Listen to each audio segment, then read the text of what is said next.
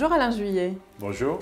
Bonjour Merci d'être là au Dialogue Franco-Russe. Vous êtes ancien directeur du renseignement au sein de la DGSE, chef d'entreprise. La dernière fois, on s'est vu avec vous il y a 3 ans quand le Dialogue Franco-Russe avait organisé une très grande conférence, notamment sur l'Ukraine, avec plusieurs intervenants. Vous étiez parmi nous. Ça fait 3 ans aujourd'hui, précisément, que cette guerre dure. La vidéo va sortir plus tard, mais nous, on se voit ce jour-là, ce jour malheureux. Au vu de certaines déclarations toutes récentes du président français, qui en a fait plusieurs, et du ministre des Affaires étrangères, également français, ma question, et là je vois les abonnés qui posent pas mal de questions, comment est-ce qu'ils sont informés de l'évolution de la guerre, tout ce qui se passe réellement sur le front? Parce qu'au vu des communications, parfois, ça me paraît tellement... L'interprétation, par exemple, des experts qu'on reçoit au Dialogue Franco-Russe, et après les déclarations politiques du président français, c'est tellement... Il y a une énorme fossé. Comment est-ce qu'ils sont informés? Est-ce qu'ils sont réellement conscients de ce qui se passe sur le front? Je crois qu'il y a 2 choses, si vous voulez. Qu'ils soient informés sur ce qui se passe, oui. Vous savez, aujourd'hui, je crois que c'est très intéressant pour moi, cette guerre en Ukraine est la première guerre qu'on a pu couvrir sans avoir besoin des services de renseignement, uniquement par sur le net, hein, dans les réseaux sociaux, avec toutes les informations qui sortaient, avec les analyses de photos, enfin on a vu des choses, enfin ce qu'on appelle les sources ouvertes si vous voulez, hein. On a eu des quantités d'informations et surtout et en permanence. On sait à quelques mètres près aujourd'hui, hein, la position des Russes, des Ukrainiens dans chaque zone, hein, et toutes les semaines on lui dit voilà ils ont gagné 100 mètres, ils ont conquis telle et telle maison, donc, ou ils ont perdu, enfin bon. Donc si vous voulez, sur le plan de la connaissance militaire, il n'y a aucun problème. Sur le plan de la connaissance du front, si vous voulez. Sur le plan ensuite, qui est pour les services, pour un État, on a besoin, les politiques ont besoin de ces informations, sur le plan ensuite de l'état d'esprit des gens, sur les locaux, hein, l'état d'esprit des gens des 2 côtés, sur les forces, les moyens techniques mis en œuvre et ainsi de suite. Là aussi, il n'y a pas de doute, on a de bonnes informations. Je crois que là-dessus... si vous voulez, c'est difficile de ne pas savoir, de ne pas regarder la réalité parce qu'on l'a devant nous tout le temps. C'est clair. Alors le problème, c'est qu'il y a la réalité vraie, et puis il y a la réalité, je dirais, qu'on veut faire croire aux gens parce qu'elle correspond à des objectifs politiques. Alors ça, c'est quelque chose de tout à fait différent. Parce que si, par exemple, je suis dans une position... X ou Y, peu importe, hein, je suis dans une position militaire qui est bonne, mauvaise, bon, peu importe, hein, je peux, en tournant la réalité, la présenter d'une autre manière, en disant, même quand on avance, si vous voulez, quand on dit, par exemple, c'est ce qu'on dit aujourd'hui, hein, souvent j'entends ça tous les jours, on dit, les Russes ont avancé au prix d'énormes pertes. C'est absurde. C'est absurde puisque tout le monde sait, et ça ne veut pas dire qu'il n'y ait pas de perte, hein, mais tout le monde sait que la technique russe militaire, c'est de faire des bombardements extrêmement lourds pour casser l'adversaire et ensuite de progresser. Donc c'est l'adversaire qui a des pertes importantes, beaucoup plus que celui qui attaque. Enfin du moins que, enfin, il y a des pourcentages si vous voulez. Bon. Ça, on le sait. Par contre, il est vrai aussi que dans certains cas, le combat de rue, par exemple le combat dans les villes, on sait très bien que c'est extrêmement coûteux en hommes, car c'est ce qu'il y a de plus dangereux. Bon. Alors on le sait tout ça, si vous voulez, mais on peut jouer là-dessus, hein. Alors, le problème qu'il y a, effectivement, c'est, en définitive, si on regarde la situation réelle, actuellement, bon, les Russes progressent doucement, mais progressent régulièrement et continueront à progresser. Pourquoi? Pour une raison très simple. C'est qu'ils ont plus de moyens en hommes et en matériel que les Ukrainiens qui sont en face. Qu'on le veuille ou qu'on ne le veuille pas. Que les Ukrainiens se battent bien ou mal, et ils se battent bien, à mon avis. Hein. Ils se battent plutôt bien en général. Alors bien sûr, si je vois le côté russe, on va vous dire les Ukrainiens, ils sont en débandade, il n'y en a plus. Bon, d'accord, mais exactement comme l'autre côté de dire il y a des pertes énormes. Non, les Ukrainiens se battent bien avec leurs moyens face à des Russes qui appliquent la technique du rouleau compresseur, qu'on connaît bien, qui a toujours été la doctrine russe depuis qu'il se fait dans la guerre. Bon, ils progressent régulièrement. Donc il est facile, en voyant la situation présente, de projeter à 15 jours, à 1 mois, à 2 mois la situation future. C'est l'évidence, si vous voulez. Hein. Donc on peut, au point de vue, si vous voulez, militaire, on sait très bien où on va. Et quand je dis je sais très bien, les Français le savent, mais les Américains le savent encore mieux. Et d'ailleurs, les propositions qui ont été faites par le président Trump, pas les premières propositions qui ont été transmises par déclaration du président Trump par Rubio, par Marco Rubio, montrent bien que les Américains prennent en compte, parce qu'ils sont réalistes, ils sont très froids à ce niveau-là, ils prennent en compte la réalité du terrain. Et ils disent, voilà, le terrain est comme ça, voilà où on en est, voilà où on sera dans 1 mois ou 2, bon, bah, à partir de là, on discute sur cette base-là. Il n'y a rien à dire. Par contre, si vous voulez tordre la réalité, parce que vous n'acceptez pas cette réalité, pour une raison politique, hein, à ce moment-là, ça devient différent. Et c'est vrai qu'au niveau des Européens, le problème auquel sont confrontés nos politiques, aujourd'hui, avec la négociation en cours entre les Américains et les Russes, c'est de se dire, nous, on a fait des sanctions.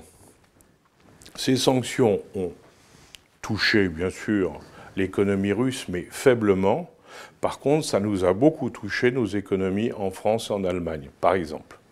Pour prendre ces 2 pays-là, parce que là, c'est flagrant. Hein. Nous avons été touchés, impactés par les sanctions que nous avions faites dans le cadre de la guerre en Ukraine. Bon, on a été impactés, donc on l'a fait supporter à nos concitoyens. Pour la faire accepter par nos concitoyens, on a raconté beaucoup de choses, et pas toujours exactes, il faut dire la vérité. Hein. Et maintenant, ben, le faire, c'est comment vous allez expliquer à des gens, à des Français, auxquels on a expliqué, à travers des experts, à travers la télévision, à travers certains médias et autres, on a eu plein de gens qui ont expliqué des choses qui étaient une interprétation tendancieuse, je dirais, de la réalité. C'est le moins qu'on puisse dire.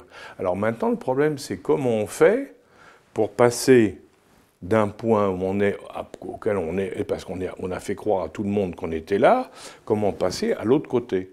C'est-à-dire, ben, il faut faire évoluer les gens. Et c'est très difficile, et c'est tout le problème du politique, parce que le politique aujourd'hui, ben, il dit comment je peux faire pour aménager les choses pour qu'elles deviennent acceptables. Alors, ben, on voit toutes les initiatives qui sont prises aujourd'hui. Bah, en effet, on va revenir à l'opinion publique, c'est très important, notamment le rôle des médias. Absolument. Depuis 3 ans. Là, aujourd'hui, Emmanuel Macron est arrivé à Washington. J'ai vu la vidéo, il y a juste 10 minutes avant notre interview. Apparemment, Donald Trump n'est pas sorti pour le saluer.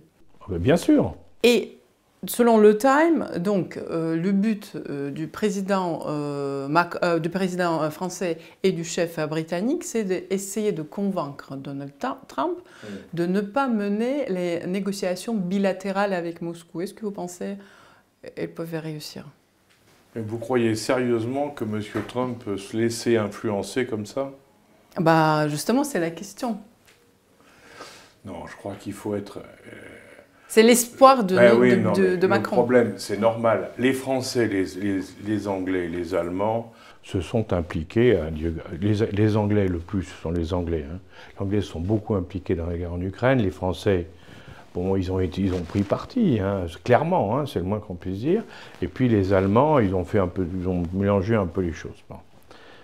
Aujourd'hui, comment faire, comme je vous disais, pour faire les choses? Alors, admettre qu'après tout ce qu'on a fait pendant 3 ans, on n'est pas à la table de négociation, c'est insupportable. Parce que ça montre bien qu'on ne décide plus rien, qu'on ne compte pas. Hein. Et on l'a vu à Davos, on l'a vu à la conférence de Munich, hein, récente. les Américains ont été extrêmement clairs. Il faut bien voir, hein, ils ont été extrêmement clairs. Et à l'OTAN aussi, le ministre américain a été extrêmement clair, c'est le moins qu'on puisse dire. Donc à chaque fois, les Américains nous disent, bon allez, ça suffit, maintenant vous êtes bien amusés, maintenant on arrête. Cette guerre était la guerre de notre prédécesseur, M. Biden, et des néoconservateurs. On le sait, tout le monde le sait. Nous, on ne la veut pas. Alors on connaît les raisons. Trump, il a un objectif, c'est la Chine. Et il veut avoir la paix en Europe. Il veut être bien avec la Russie. Et il en veut, il faut dire les choses en face, il en veut aux Européens et à son prédécesseur d'ailleurs, d'avoir poussé le président Poutine vers la Chine, alors que lui dit au contraire qu'il faut séparer la Russie de la Chine pour pouvoir s'occuper de la Chine toute seule. C'est la politique américaine. Quand nous, on arrive et qu'on vient dire « Non, mais attendez, il faut qu'on soit à la table des négociations », les gens nous disent « Mais non, mais c'est pas le problème. Vous ne comptez pas. Le problème, c'est une fois qu'on a fait la paix avec entre le président Poutine et le président Trump, après, Poutine, il sera tranquille dans son coin, on va prendre toutes les mesures pour qu'il n'ait pas envie de faire autre chose, qu'il reste dans un environnement qui lui va, on va prendre toutes les mesures pour ça, pour que nous, ensuite, nous soyons tranquilles pour nous occuper de la Chine. Là-dedans, les Européens ne comptent pas. Et la seule chose, du coup, qui reste aux Européens, et qui a été dit d'ailleurs, hein, c'est de leur dire, bon, si vous voulez participer, c'est pas dans la négociation, parce que c'est une affaire internationale beaucoup plus importante. Hein, c'est l'Empire chinois, l'Empire américain et l'Empire russe. Vous n'êtes pas concernés. Vous n'êtes pas concernés. Par contre, si vous avez peur de la Russie, et vous avez raison, parce que la Russie est une puissance importante, alors construisez une armée européenne suffisamment solide. Et c'est là où il nous dit l'OTAN n'est plus l'OTAN tel qu'on le pensait, à savoir les Américains qui défendent les Européens sur le sol européen. Lui dit l'OTAN, c'est une organisation européenne qui est chargée, dans laquelle vous vous mettez tous pour vous défendre du risque venant de Russie. Donc on est complètement... Alors là-dedans, vous allez dire, mais on va négocier, on va participer aux négociations. Non, monsieur. Non. Vous n'avez aucune raison de participer aux négociations. Merci Alain. Êtes-vous d'accord avec Caroline Galacteros qui disait dans une des interviews, je pense, ce dialogue, qu'il faut penser clairement de la sécurité européenne avec la Russie. Il faut avoir ce pacte avec la Russie. Si vous voulez, là, c'est très compliqué parce que moi, je suis gaulliste. Hein. Donc, en tant que gaulliste, j'ai toujours été convaincu, c'est-à-dire c'était ma position depuis toujours. Il y a 3 ans, c'était déjà ma position et je ne change pas. Hein. J'ai toujours pensé que, quelles que soient les idées que l'on défend, quels que soient les régimes en place, de toute manière, il faut qu'il y ait une passerelle entre mon pays et la Russie. Et donc, l'Europe et la Russie, hein, je dirais l'Europe de l'Atlantique à l'Oural, pour reprendre l'expression du général de Gaulle. Moi, c'est ma conviction personnelle et ça reste, parce que je dis, je suis gaulliste et ça reste ma conviction personnelle. Je pense que c'est la vraie solution en Europe. Et je pense sincèrement que quand le président Poutine, en 2002, avait proposé de rentrer dans l'Europe, à l'époque, et que Mme Merkel n'a pas voulu, c'est une erreur énorme qui a été faite par Mme Merkel, parce que si elle avait accepté, on n'en serait pas là aujourd'hui. Et également en 2007, le fameux discours alors de après, Munich. 2007, à Munich aussi. Là, c'était la fin, en quelque sorte, de cette idée commune. Exactement. Donc, si vous voulez, il y a eu des opportunités de le faire. Bon, alors, ceci étant, les Américains, eux, ont toujours dit, c'est la doctrine de Mackinder, de l'anglais Mackinder, ont toujours dit, ne laissez jamais l'Allemagne s'associer à la Russie, car là, c'est la catastrophe pour l'Europe. C'est la conviction américaine. Donc, les Américains ne veulent pas d'un lien russo-allemand. On l'a vu d'ailleurs avec le pipeline, avec tout ce qui s'est passé dans l'affaire ukrainienne. Hein, ils n'en veulent pas. Donc là, quand nous les Français ou les Anglais, peut-être qu'on peut dire, par contre, oui, dans une négociation, on peut dire, mais nous, on va reconstruire une passerelle pour assurer la sécurité et la paix dans le futur. Reconstruisons une passerelle avec la Russie. Bien entendu, on a des choses sur lesquelles on n'est pas d'accord, mais dans les pays, c'est normal. Entre un pays et un autre, on n'est pas obligé d'être totalement d'accord, on n'est pas obligé d'avoir les mêmes systèmes, les mêmes idées. Hein. Ça, c'est de la politique et de la diplomatie. C'est autre chose. Vous mentionnez l'histoire de pipeline, donc de Nord Stream. Oui. Pensez-vous qu'on saura, même si on la connaît, la vérité dans tous les journaux, dans le média mainstream, un jour, avant de dire, ben voilà. Ah ben, vous savez, là, on le saura tout. Il y a toujours un moment. Il y a toujours un moment, moi c'est ce que je vois maintenant, il y a toujours un moment où un protagoniste, un membre de l'opération, éprouve le besoin de le raconter, soit parce qu'il va mourir, soit parce qu'il veut rester devenir célèbre, soit parce qu'on l'a convaincu. Il va sortir un livre, évidemment. Oui, parce que voilà, il y a toujours, faire écrire un livre, il y a toujours. Toutes les histoires, si vous regardez depuis 50 ans, 100 ans, depuis la Deuxième Guerre mondiale, hein, pratiquement, à chaque fois, au bout de 5 ans, 10 ans, 20 ans, 30 ans ou 50 ans, la vérité sort. Et la vérité, on la connaît, mais elle a été arrêtée. Bon, on sait très bien tout, on connaît les raisons, on sait comment ça s'est passé. Bon, bah, un jour, ça va sortir. Déjà, il y a eu des sorties. Aux États-Unis, Simon Hersh a sorti une version qui est certainement extrêmement proche de la réalité. Hein. Bon, on a vu aussi les enquêtes en Europe arrêter net. C'est-à-dire qu'on vous a dit, au départ on a dit on va voir, et puis après au moment de la publication, on dit ah non, on ne peut pas publier. Bah oui, on ne peut pas publier parce que si ça met en cause un allié, ça devient quand même un vrai problème. Bon, donc il y a eu, oui bien sûr, on le saura. Mais vous savez, c'est terrible. Moi je me souviens, il y a 3 ans. Moi, ça m'a valu de me faire traiter de pro-russe. Madame Loiseau m'a traité d'agent russe. Enfin, Madame Loiseau qui est payée par Soros. Hein. Vous savez que maintenant, on a vu qu'elle est membre d'un conseil qui appartient au groupe Soros. Donc, quand même, bon. Mais et à l'époque, d'autres m'ont attaqué. Conspiracy Watch avec M. Mitton, le journaliste. Bon, M. Mitton, Conspiracy Watch, on découvre que c'est USAID qui le payait. Enfin, vous voyez, c'est... Bon, on s'en est pris dans la figure à ce moment-là. On était attaqué par ceux qui ne voulaient pas, évidemment, une position neutre ou raisonnable. Il fallait être du côté, bien entendu, des bien-pensants. Très bien. Mais ce qui est intéressant, c'est qu'à l'époque, moi je m'avais raconté l'affaire d'Antalya. C'est quand la négociation qu'il y a eu entre les Russes et les Ukrainiens 2 mois après le début de la guerre, en Turquie, où ils se sont mis d'accord, ils ont dit on arrête. Hein, et qu'est-ce qui était à l'époque hein, et à l'époque, c'était... L'Ukraine ne rentrera pas dans l'OTAN, premier point.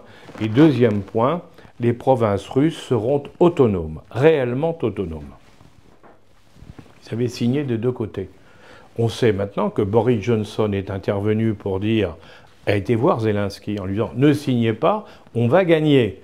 Et on sait aussi, c'est sorti ces jours-ci, aux États-Unis, que Biden a fait dire à Zelensky « N'arrêtez surtout pas, on va gagner ». Bon, on voit le résultat, hein, le centaine de milliers de morts et de blessés qu'il y a eu depuis, hein, pour un résultat qui va être plus mauvais pour l'Ukraine que celui de l'époque. C'est affligeant quand même. Hein.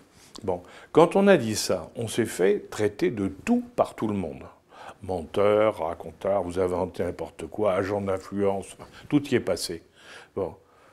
Qu'est-ce qui est sorti il y a moins de 6 mois maintenant? Le Guardian en Angleterre, il a raconté toute l'histoire, y compris l'intervention de Johnson pour bloquer ça.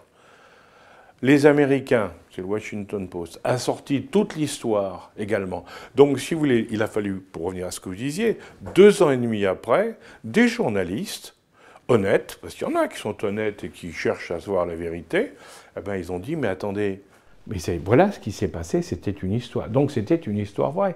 Bon, bah, à l'époque, quand on l'a dit, qu'est-ce qu'on n'a pas entendu? Donc vous voyez, je crois que c'est ça le fond du problème. Tout sort, simplement, si vous dites ça trop tôt, ben vous vous faites traiter de tous les noms, vous êtes un affreux, un traître ou ce qu'on voudra. Hein. Si par contre, après une fois que c'est sorti, alors là, plus personne n'en parle évidemment, parce que c'est très gênant pour tous ceux qui ont dit ce qu'ils ont pu raconter avant. Et là, on revient à l'opinion publique, oui. Puisque depuis 3 ans, cette opinion publique, notamment en France, en fait, les Français vivent ce conflit à travers les médias. Oui, absolument. Et cette opinion a été bien façonnée et préparée, opinion pro-Ukraine, soyons clairs. Oui, mais c'est ce que je dis.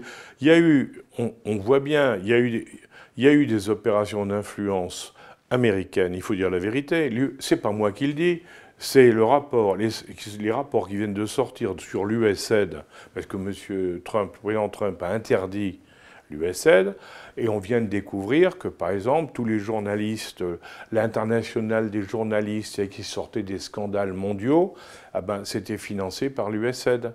Très bien. Que les fact-checkers, alors là, je suis en France, à gauche, ils doivent s'étrangler, dans certains journaux de gauche, ils doivent s'étrangler. Les fact-checkers, c'était l'USAID. Alors évidemment, eh ben, quand il y avait donc, on a formaté dans nos pays hein, certains groupes de pression.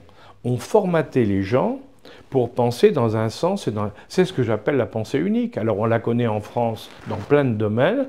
On a eu exactement la même chose pour la guerre en Ukraine qu'on a eu dans d'autres domaines purement français. La pensée unique, vous devez penser ça, hein, sinon vous êtes un affreux, vous êtes un monstre, vous êtes ce que vous voulez. Bon. J'espère, ouais, dans ce qui est en train de se passer, quand j'ai entendu M. Vance, l'Américain, le vice-président américain, dans son discours, décoiffant, c'est le moins qu'on puisse dire, à Munich. Hein. Mais quand je l'ai entendu, je me suis dit, je ne suis pas un adorateur de M. Trump ou de M. Vance, hein, je précise tout de suite, enfin, parce que maintenant on va peut-être me traiter d'agent américain comme avant on me traitait d'agent russe, enfin c'est peu importe. Ça montrera bien que c'est totalement stupide. En réalité, quand vous l'écoutez, lui vous dit, arrêtez de fabriquer une pensée unique. Parce que si vous mettez une pensée unique, vous trompez tout le monde et c'est pas normal. Ben, je crois que c'est ça. Alors, est-ce qu'on va être capable de se remettre en cause? Ça va prendre du temps. Parce qu'on a quand même été sous une pression considérable. Ça a marché, in fine. Oui. Ça a marché, in fine, puisque cet acharnement anti-russe, on l'a vu quand même à travers notamment notre association, il a eu lieu. Là, maintenant, à voir, en effet, on va espérer qu'il y aura plus de bon sens. J'espère. Et vous savez, et on voit bien, les amis me disaient, avec la Russie, ça va être maintenant, on ne se parlera plus pendant des années. Je leur ai dit, détrompez-vous. Le jour où il va y avoir la paix signée entre les Américains et les Russes, vous allez voir très vite que tout ça, on va oublier toute cette partie-là et qu'on va revenir à une vie, à des échanges normaux. Parce que c'est la vie. Ça a toujours été comme ça dans le monde. Hein, et simplement, il y a des étapes. Et là, bon, bah, il y a eu un mauvais passage. Maintenant, ça va repartir. Ah, quand même un vrai divorce, je dirais.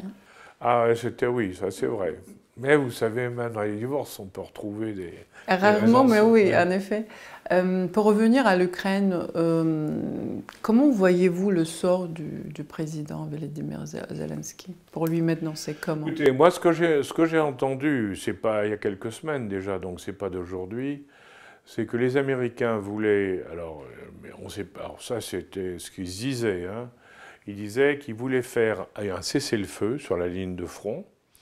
Et ensuite, ils voulaient des élections en Ukraine, hein, de manière à ce qu'il y ait un président qui soit élu, mais qui soit crédible, on pourra y revenir si vous voulez, hein, et que ce président, ensuite, c'est lui qui signerait l'accord final avec les Américains, avec les Russes. Donc, les Américains ne reconnaissent pas aujourd'hui M. Zelensky comme le président de l'Ukraine, parce que, alors, d'un côté, ils ont raison, parce qu'ils disent qu'il devait se représenter il y a 1 an et demi. Hein. Comme c'était la guerre, il a dit pas question, je reste. Et je rappelle, pour ceux qui ne savent pas, quand même, que le candidat, tous les sondages à l'époque, avant cette élection présidentielle annulée, tous les sondages donnaient comme futur président le général Zaloujny qui commandait les forces ukrainiennes. Et non seulement Zelensky a arrêté l'élection, mais il a enlevé Zaloujny de son poste de chef d'état-major des armées, de l'armée ukrainienne, et il l'a envoyé ambassadeur à Londres pour l'écarter. Ça n'a pas été du goût de tout le monde. Visiblement, les Américains l'ont bien regardé, ça, hein, et ils l'ont compris. Bon, alors, Donc de ce côté-là, si vous voulez, c'est sûr que si vous avez les vrais sondages hein, en Ukraine, montrent que Zelensky n'a pas la majorité actuellement, hein, et donc un candidat plus attirant passera. Bon, ça c'est le premier élément. Hein. Le deuxième, c'est que, et là c'est terrible ce que je vais vous dire, mais c'est une réalité. Il y a une chose qui est sûre, c'est que les présidents ou les chefs de guerre, si vous voulez, quand la paix arrive, en général, ne peuvent pas rester. En France, on a eu la guerre, on a eu la paix en 1945, on a eu De Gaulle, il a été viré. En Angleterre, ils ont eu Churchill qui avait mené toute la guerre. Après la guerre, il a été viré. C'est le sort des hommes politiques qui ont mené la guerre d'être jetés une fois que la guerre est terminée, parce que le peuple veut changer et oublier. C'est ça. Alors, qu'il soit bon ou mauvais, les gens n'en veulent plus, parce que ça suffit, on a tourné la page. Maintenant, on est en paix, on ne veut plus avoir des messages guerriers. Ça, c'est dans l'histoire d'Europe, c'est partout pareil. Alors ça, c'est très intéressant, parce que c'est ce qui est en train de se passer. Zelensky a été le chef de guerre, eh ben, son temps est terminé. Et alors les Américains qui ont, pour les raisons que j'ai évoquées avant, ont bien compris le problème, disent « Nous, on veut faire une paix qui soit acceptée par les Ukrainiens, par tous les Ukrainiens, et pour ça, on a besoin d'un président représentatif pour qu'il puisse signer. » Donc alors ça, c'est la logique, si vous voulez. Alors est-ce que... Alors on a vu que M. Trump, aujourd'hui, le président Trump, attaque Zelensky, en gros pour le pousser à la démission, hein, ou à l'élection. On a vu que Zelensky, lui, il essaie d'empêcher par tous les moyens. J'écoutais hier, il disait je suis prêt à démissionner si l'Ukraine va dans l'OTAN. Il sait que ça, sur ce point-là, tout le monde est d'accord, les Américains et les Russes, l'OTAN n'entrera pas en Ukraine. Ça, tout le monde le sait.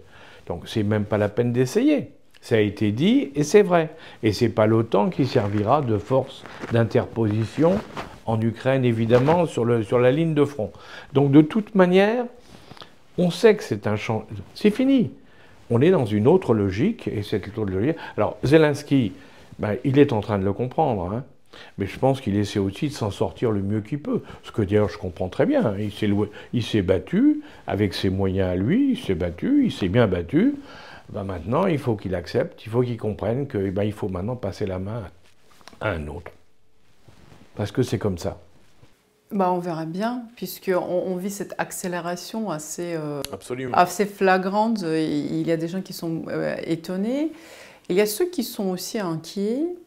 Et ma question serait, j'aimerais bien vous poser cette question puisque vous êtes ancien de la DGSE, je ne peux pas ne pas poser cette question. Il y a très longtemps. Oui, quand même. On sait très bien qu'il n'y a pas d'anciens agents de la DGSE, mais est-ce que dans cette époque-là, on est en rupture de relations diplomatiques, les diplomates, les présidents ne se parlent pas, Poutine ne parle pas avec Macron, c'est à l'évidence. Est-ce qu'il y a d'autres forces, est-ce qu'il y a les services secrets qui quand même continuent communiquer? S'il y a demain quelque chose de grave, vraiment grave, arrive, je ne sais rien, menace nucléaire, on en a parlé, je ne veux pas faire peur, mais il y a des personnes qui s'inquiètent. Est-ce que finalement, il y a quand même d'autres forces qui disent, bah là, stop, là-dessus, j'appelle mon camarade? Alors, en théorie, les services secrets sont là, effectivement, pour maintenir la liaison quand il n'y a plus d'autres liaisons. Mais je ne peux pas vous répondre aujourd'hui, moi je ne peux pas vous répondre, parce que je ne suis plus dans le service depuis très longtemps, et que, en ce qui concerne les Français avaient coupé les ponts avec les Syriens, par exemple, hein, pendant la guerre en Syrie, on avait complètement coupé les ponts. Ça nous a coûté très cher, ça a posé beaucoup de problèmes. Donc je ne sais pas, j'espère qu'avec la Russie, on avait gardé des contacts, et je l'espère d'autant plus, si vous voulez, qu'au niveau de l'Ukraine, il y avait des contacts, il y a toujours eu des contacts entre les Ukrainiens et les Russes, puisque ne serait-ce que pour les échanges de prisonniers. Vous voyez ? Bien sûr. Oui, donc il y a toujours eu des contacts. Alors ça ne veut pas dire qu'on s'entend bien, mais au moins on se voit, on discute, on dit sur tel problème, voilà. Je me souviens, moi, des Américains avec les Chinois, à un moment, avec le président Trump dans sa première dans sa première présidence, hein, où il avait un jour dit « Oui, vous verrez, j'écraserai la Chine, ou j'enverrai du nucléaire sur la Chine ». Et le général Miley, qui commandait les forces armées américaines, a appelé son homologue chinois en disant « Attendez, je vous rappelle que chez nous, le président, il peut dire des choses, mais il ne peut pas faire n'importe quoi ». En gros, c'était « Si lui donnait un truc pareil, on vous préviendrait parce qu'on n'est pas d'accord ». Je crois qu'il faut être très raisonnable. Les gens ne sont pas fous, hein. Les gens ne sont pas fous. Alors, vous pouvez avoir des gens, si, vous pouvez avoir un politique qui est fou, vous pouvez avoir quelqu'un, mais il y a, en général, dans tous les grands pays, il y a des systèmes de sécurité qui font que même s'il y en a un qui barre mal, les autres derrière, hein, vous savez... Comme des interprètes entre les présidents. Vous savez, c'est même sur les sous-marins nucléaires russes, hein, j'ai vu ça dans une affaire, sur l'affaire de Cuba, hein, avant d'appuyer sur le bouton, il n'y a pas que le commandant qui appuie, hein, il y a deux. C'est la même chose. C'est les problèmes de sécurité. C'est optimiste, c'est bien. Mais je suis toujours optimiste parce que le monde, si vous voulez, on a tendance toujours à noircir l'autre, pour se mettre en valeur, bien sûr. Hein. On a toujours tendance à noircir l'autre et à dire que tout va être de mal en pis, que c'est la catastrophe et tout. C'est pas vrai. C'est pas vrai. On vit mieux aujourd'hui qu'on vivait il y a 100 ans ou 200 ans. Bon, des guerres, il y en a toujours eu, donc c'est pas une nouveauté. Hein. Et dans les guerres, quelles qu'elles soient d'ailleurs, hein, on s'aperçoit qu'avec le temps qui passe, une fois que la guerre est finie, ben, les choses se reconstruisent. Récemment, moi j'étais au Vietnam, ben, les Français, on s'est battus contre les Vietnamiens, ben, ils en ont gardé, on s'entend bien. Les Américains sont battus avec les Vietnamiens, il y en a plein là-bas. Le temps a passé, tout le monde s'entend. Donc vous savez, le temps, il gomme les différences, hein, et les oppositions. Et on garde que ce qu'il y a de bon. Et ce qu'il y a de bon, c'est d'échanger, de se retrouver ensemble. Et surtout quand on est relativement proche sur le plan culturel, historique et autres. C'est assez vrai, sauf que si on vous dit que la Russie est une menace existentielle, comme a dit le président Macron, c'est quand même difficile. Est-ce que pour vous, avec votre expérience... Non, mais quand, je vous l'ai dit tout à l'heure, le politique, il a besoin d'exagérer. Il a besoin d'exagérer pour bien faire comprendre aux gens quelque chose. Bon. La Russie, vu ce qui a été dit en France sur la Russie, sur l'attaque, sur comment ça s'est passé et tout, il est évident que c'est une menace pour les Français. Ils ont été formés à ce que c'est une menace. On ne va pas leur dire aujourd'hui, c'est plus une menace, c'est fantastique. Non, on va dire, ah là, c'est une menace existentielle, vous vous rendez compte, ils sont plus forts que nous. Ben oui, sur le plan militaire, c'est sûr que les Russes ont démontré qu'ils sont plus forts que nous. Il n'y a pas la moindre photo là-dessus. La seule force des Français face aux Russes, c'est la dissuasion nucléaire. Parce que nous, on a aussi la dissuasion nucléaire. Mais en dehors de ça, on sait très bien que notre armée, si elle avait faire face à l'armée russe dans les conditions de la guerre en Ukraine, d'après les rapports du Sénat, hein, et de l'Assemblée, ben, on ne tiendrait pas longtemps. Donc on le sait. Hein. Donc il faut voir les choses en face. Hein. Mais ça ne veut pas dire qu'on perdrait, parce que justement, on a la dissuasion. Donc quand on vous dit c'est une menace existentielle, on peut dire oui, c'est une menace, mais nous avons le moyen d'y répondre. Donc le problème est réglé. Maintenant qu'on a dit ça, voyons comment on peut travailler ensemble. Retravailler ensemble. Retravailler ensemble. Ce qui me vient à l'esprit, il y a peut-être l'année dernière, François Fillon a été auditionné. Oui. À l'Assemblée nationale par rapport aux ingérences, notamment évidemment russes. Oui. Et quand il parlait de l'ingérence américaine, la présidente de l'Assemblée ne l'a pas pris ça au sérieux, au contraire. Oui, bien sûr, oui. Donc il n'y a pas d'ingérence américaine en France. Il n'y a que les ingérences russes. Regardez l'USAID. Ouais. Regardez l'USAID, s'il n'y a pas d'ingérence en France, quand on découvre les moyens qui étaient mis par l'USAID en France pour financer des partis politiques, des journalistes, de tout, bon, c'est quoi ça? Donc non, bien sûr, tous les pays du monde font de l'influence. Il faut arrêter de dire il y a les bons. On n'est pas dans Star Wars, si vous voulez. Hein. Il n'y a pas le Dark Vador, hein, les méchants, et puis les bons. C'est pas vrai. C'est pas vrai. Tout le monde est gris. Tout le monde est gris. Partout. Et le problème qu'on a, c'est que effectivement, il y a de tous les côtés des gens qui s'opposent. Il y a des opérations d'influence. Chaque pays essaie d'apporter dans les autres pays leur influence. Bon. Et puis ça marche ou ça marche pas. Bon. Moi, regardez ce qui s'est passé. Vance l'a cité, il a raison d'ailleurs. Regardez l'affaire de la Roumanie, par exemple. Bon. Il y a un candidat qui tout à fait inconnu, qui termine premier de l'élection. Scandale, on dit, sont les Russes, donc on dit, sont les Russes, on arrête l'élection. Premier temps. Bon. Deuxième temps, aujourd'hui, après les mois qui passent, on dit, il faut quand même refaire l'élection. Et là, on fait des sondages, on s'aperçoit que le candidat de la première, qui était en tête, maintenant, il risque de passer au premier tour. Donc, il continue à monter.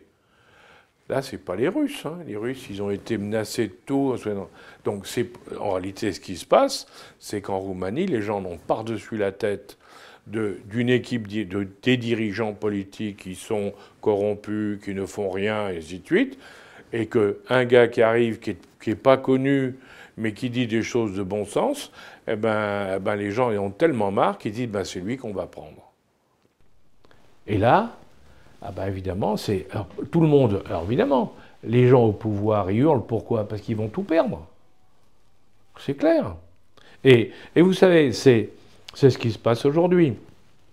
Dans le discours de Trump, le discours de Davos, de Milei, qui est très intéressant, hein, le discours de Milei à Davos, quand même, où il a été au cœur de la citadelle de la mondialisation pour expliquer qu'ils sont complètement trompés. Bon, ils ont pris le coup sur la tête. Bon, ils ne sont pas idiots, hein.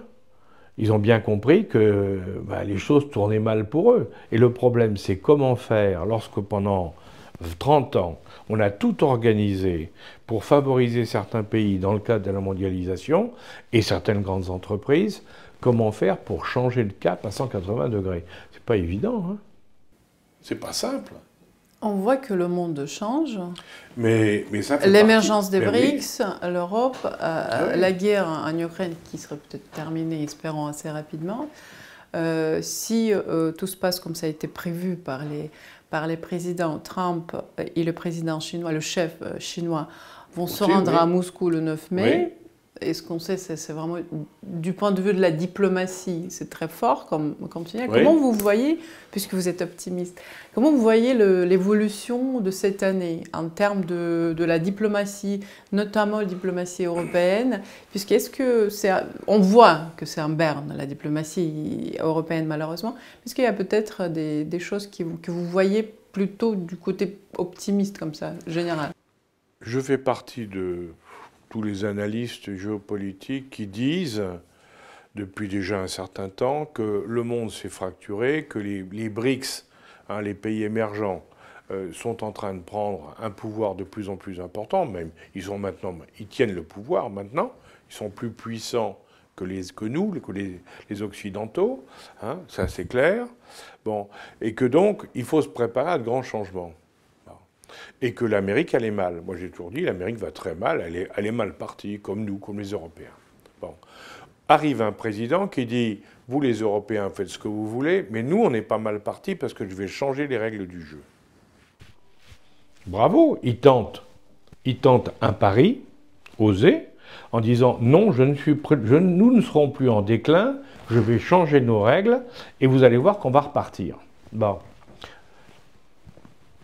Et du coup, qu'est-ce qu'il dit? Il affirme, il dit, ben voilà, ça veut dire qu'on est trois grandes puissances, nous deux très grandes puissances, la Chine et les États-Unis. Il y a une puissance intermédiaire qu'il faut qu'on tienne, surveille, c'est la Russie, mais il y en a d'autres dans le monde, hein, c'est les BRICS, hein, les autres, il faut qu'on regarde comment elles vont et puis se mettre d'accord avec eux. Bon. Et pour y arriver, je veux la paix, parce que c'est là où c'est important. Trump, qu'est-ce qu'il veut? Il veut la paix en Europe, il veut la paix au Moyen-Orient pour pouvoir s'occuper de la Chine. Et quand je dis, moi, il veut s'occuper de la Chine, ne croyez pas que c'est pour faire la guerre. Trump, ce n'est pas un guerrier, c'est un homme d'affaires. Il fait des deals, comme on dit. Hein. Donc il va faire la paix en Ukraine, il va faire la paix au Moyen-Orient, et il essaiera de négocier une solution avec les Chinois. Et c'est la grande différence avec Biden, parce que Biden avait dit en décembre 23, je crois, oui, décembre 23, oui.